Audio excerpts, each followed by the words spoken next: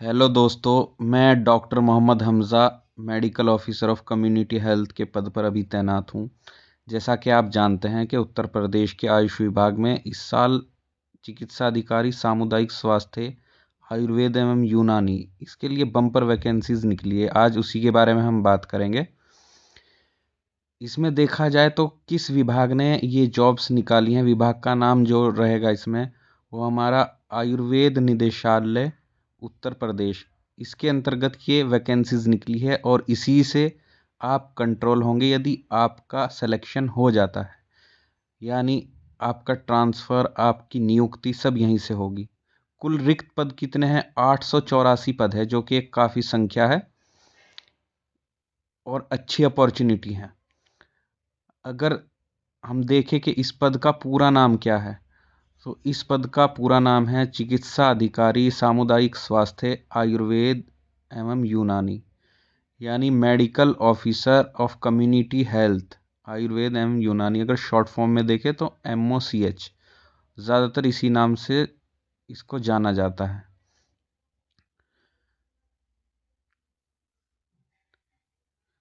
अगर जो ये 884 पद हैं, इनको कैटेगरी वाइज किस प्रकार से इनका डिस्ट्रीब्यूशन होगा, तो अनारक्षित यानी अनरिजर्व जो सीट हैं वो 318 रहेंगी। अनुसूचित जाति के लिए 180, अनुसूचित जनजाति ST के लिए 19 सीटें, अन्य पिछड़ा वर्ग OBC के लिए 279, आर्थिक रूप से कमज़ोर वर्ग यानी EWS के लिए 88 सीटों का प्रावधान किया गया है। इसी प्रकार स्वतंत्रता संग्राम सेनानी के आश्रितों के लिए 17 सीट रिजर्व हैं। दिव्यांग यानी हमारे फिजिकली हैंडीकैप्टेड हैं जो, उनके लिए 35 सीट्स। भूतपूर्व सैनिक जो अगर कोई रहा है और इस सेवा में आना चाहता है, 44 सीट उनके लिए। महिलाओं के लिए 176 सीटें। दिव्यांगों की जो 35 सीटें हैं वो किस प्रकार से उनकी उप श्रेणियों में बांटी जाएगी या विभाजित होगी, वो हैं लो विज़न वाले, उनके लिए 6 सीट रिजर्व रहेंगी। वन आर्म वाले जो हैं उनके लिए 6 सीट्स रहेंगी। वन लेग वालों के लिए भी 6 सीट रिजर्व रहेंगी। लेप्रोसी से क्योर्ड हो चुके हैं जो, उनके लिए 6 रहेंगी, या ड्वार्फिज्म से जो पीड़ित हैं उनके लिए 6 रहेंगी।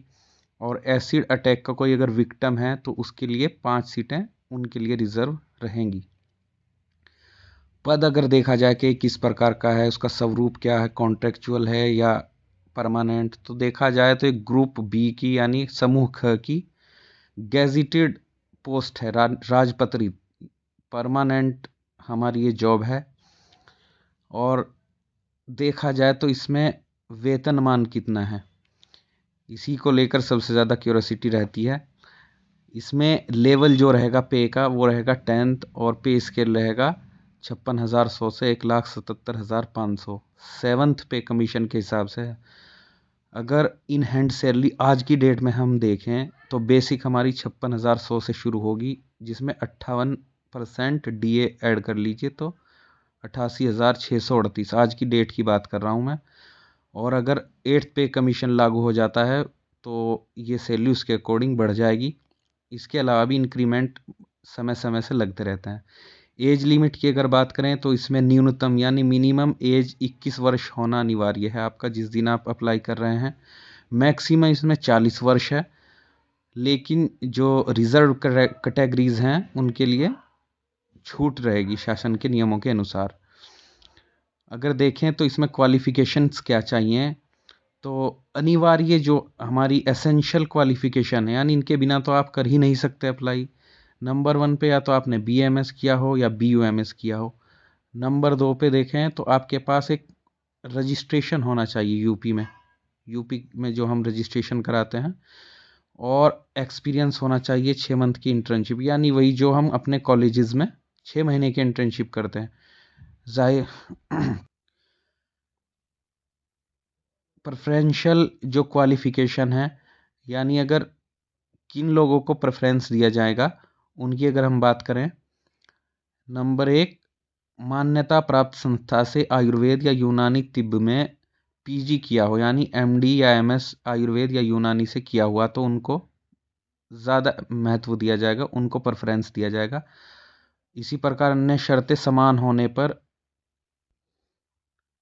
जिन जिन कैंडिडेट्स ने सेना में 2 वर्ष या उससे अधिक सेवाएं दी होंगी उनको प्रेफरेंस दिया जाएगा, या